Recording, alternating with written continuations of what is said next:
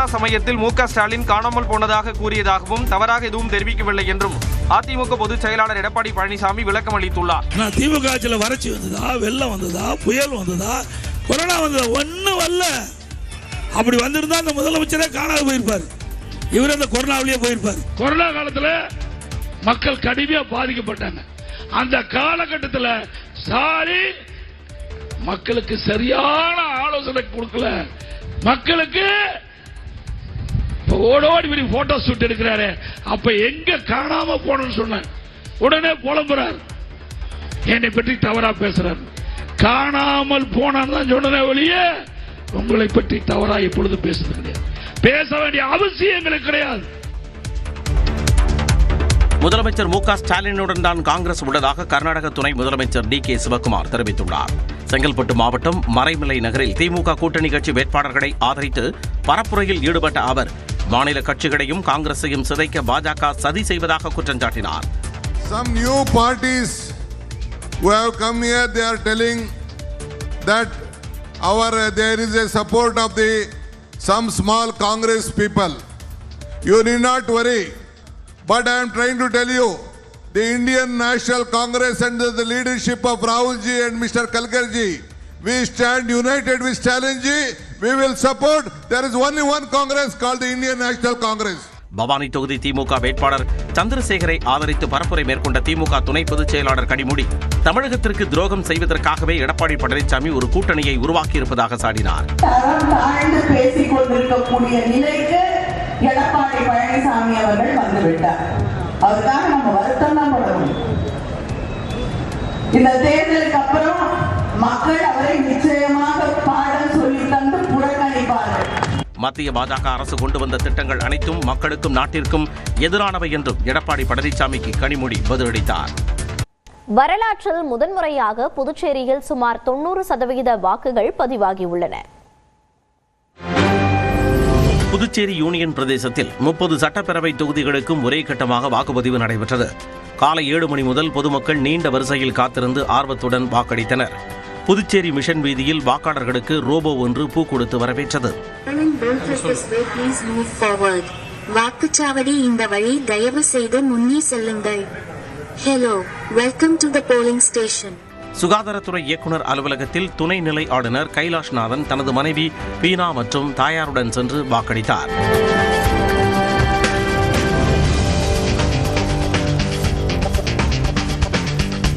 இந்திரா நகர் தொகுதியில் உள்ள திலாஸ்பேட்டையில் முதலமைச்சர் ரங்கசாமி கோயிலில் தரிசனம் செய்துவிட்டு இருசக்கர வாகனத்தில் சென்று தனது ஜனநாயக கடமையை ஆற்றினார்.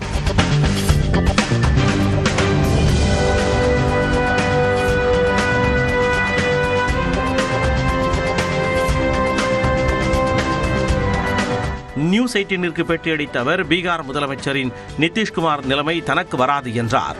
அது எங்களுடைய கட்சியினுடைய உள்கட்சி கூட்டணியுடைய அந்த அரசியல் சூழலுக்கு அந்த மாதிரி இருக்கலாம்.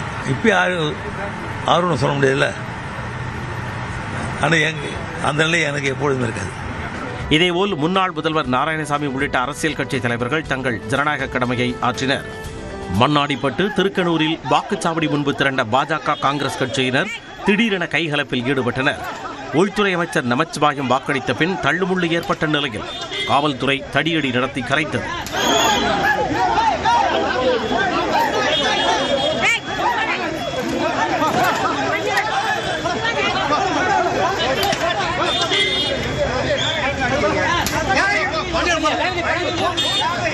பாகூர் தொகுதியில் வாக்காளர்களுக்கு என்ஆர் காங்கிரஸ் வேட்பாளர் சார்பில் டோக்கன் விநியோகிக்கப்பட்டதாக புகார் எழுந்தது. திமுகவினர் தடுக்க முயன்றபொழுது டோக்கன்களை வீதியில் வீசிவிட்டு என்ஆர் காங்கிரஸ் தொண்டர்கள் தப்பியதாகவும் குற்றம் சாட்டப்பட்டது. திருநள்ளாறு தொகுதியில் பாஜக சார்பில் பணம் மற்றும் டோக்கன் விநியோகிக்கப்பட்டதாக புகார் எழுந்த நிலையில் வாக்காளர்களுக்கு தலா 500 ரூபாய் ரொக்கம் தரப்பட்டதாக புகைப்படங்களும் வெளியாகின. புதுச்சேரியில் விசில் சின்னத்திற்கு வாக்களிக்க கோரி மின்னணு வாக்குப்பதிவு இயந்திரத்தை காட்டி வீடியோ வெளியானது சர்ச்சையை கிளப்பியது. இதுபற்றி உரிய விசாரணை நடத்தப்படும் என தேர்தல் அதிகாரி குலத்துங்கன் தெரிவித்தார்.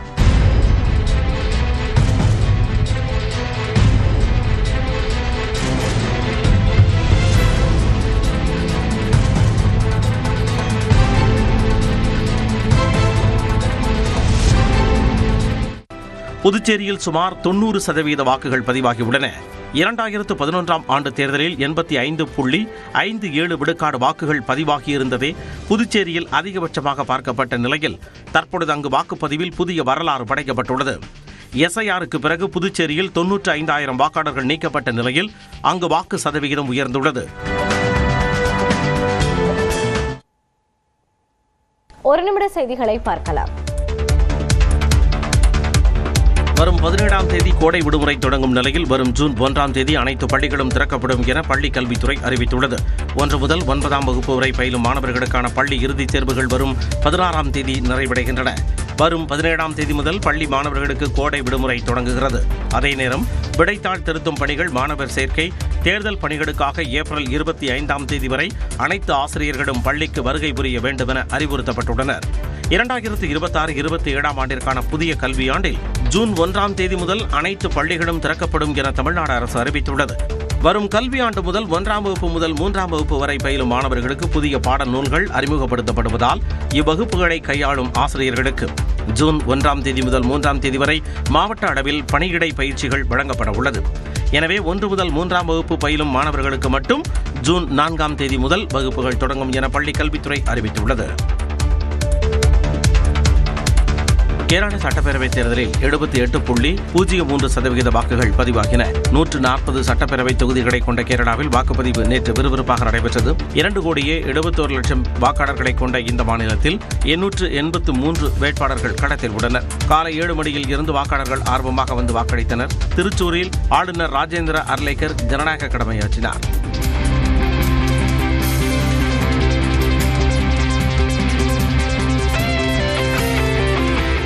கண்ணூர் தொகுதியில் அம்மாநில முதலமைச்சர் பினராயி விஜயன் வாக்களித்தார்.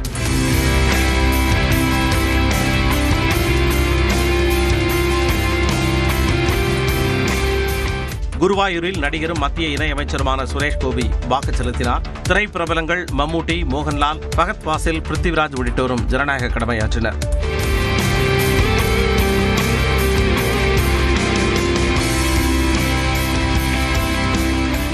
மாலை 6 மணி அளவில் வாக்குப்பதிவு நிறைவடைந்த நிலையில் 78.03% வாக்குகள் பதிவானதாக தேர்தல் ஆணையம் தெரிவித்துள்ளது.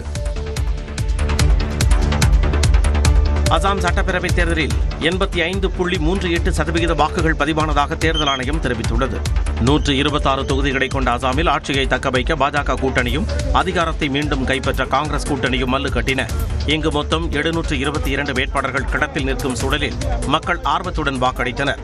கவுஹாத்தியில் உள்ள மகா காமக்கியா கோவிலில் தனது மனைவியுடன் சாமி தரிசனம் செய்த முதலமைச்சர் ஹிமந்தா பிஸ்வா சர்மா ஜோர்ஹாட் சட்டமன்ற தொகுதியில் தனது வாக்கினை செலுத்தினார்.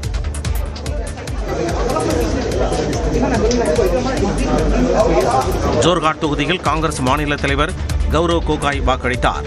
வாக்குப்பதிவின் முடிவில் 85.38% வாக்குகள் பதிவானதாக தேர்தல் ஆணையம் தெரிவித்துள்ளது. இது அசாம் மாநில சட்டப்பேரவை தேர்தல் வரலாற்றில் அதிகபட்சம் என்பது குறிப்பிடத்தக்கது.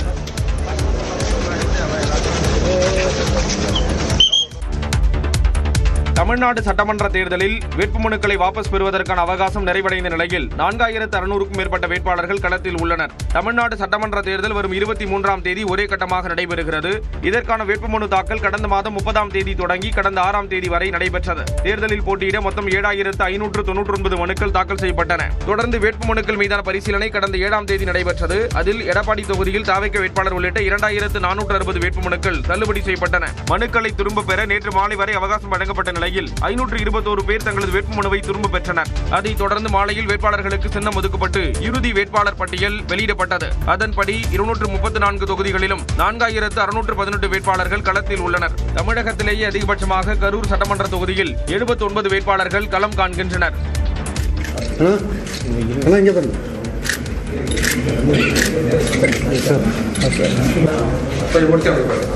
முதலமைச்சரின் கொளத்தூர் தொகுதியில் 35 பேர், எடப்பாடி பழனிசாமி போட்டியிடும் எடப்பாடி தொகுதியில் 15 பேர், விஜய் போட்டியிடும் பெரம்பூர் தொகுதியில் 47 பேர் களம் காண உள்ளனர். திருப்பூர் மாவட்டத்தில் உள்ள 8 தொகுதிகளில் 116 பேர் போட்டியிட உள்ளனர். பெரம்பூர் மாவட்டத்தில் உள்ள 2 தொகுதிகளில் 30 வேட்பாளர்களும், நீலகிரி மாவட்டத்தில் உள்ள 3 தொகுதிகளில் 18 வேட்பாளர்களும் களத்தில் உள்ளனர்.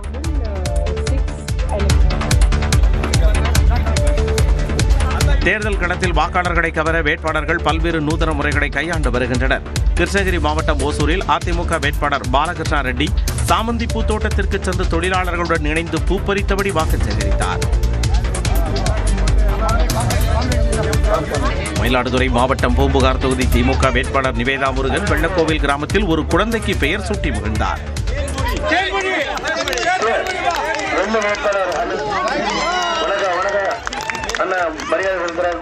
காஞ்சிபுரம் மாவட்டம் உத்தரமேரூரில் தமிழக வெற்றிக் கழக வேட்பாளர் முனிரத்னம் உணவகம் ஒன்றில் பரோட்டா மாவு போட்டு கொடுத்து பொதுமக்களிடம் ஆதரவு திரட்டினார்.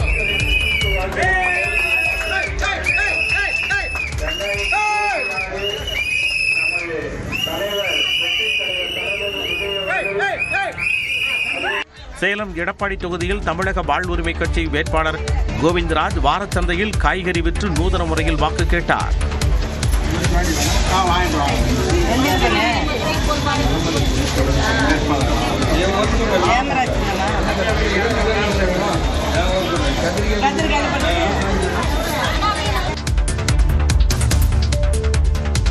கொரோனா சமயத்தில் மு க ஸ்டாலின் காணாமல் போனதாக கூறியதாகவும் தவறாக எதுவும் தெரிவிக்கவில்லை என்றும் அதிமுக பொதுச் செயலாளர் எடப்பாடி பழனிசாமி விளக்கம் அளித்துள்ளார்.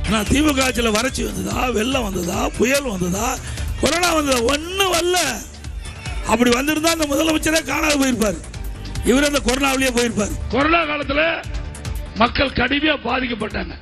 அந்த காலகட்டத்தில் ஸ்டாலின் மக்களுக்கு சரியான ஆலோசனை கொடுக்கல. மக்களுக்கு